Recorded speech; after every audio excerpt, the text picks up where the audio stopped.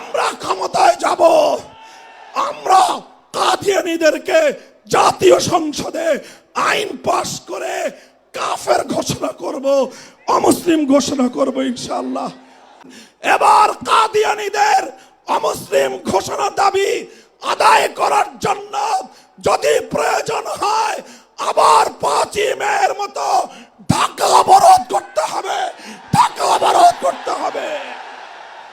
শুধু ঢাকা নয়, প্রয়োজনে জাতীয় সংসদের দিকে লং মার্চ করতে হবে, বাংলাদেশ অবরুদ্ধ করতে হবে, সকল রাজনীতি বন্ধ করে দিতে হবে, পার্লামেন্ট অচল করে দিতে হবে, সচিবালয় বন্ধ হয়ে যাবে, বাংলাদেশ থমকে দাঁড়াবে।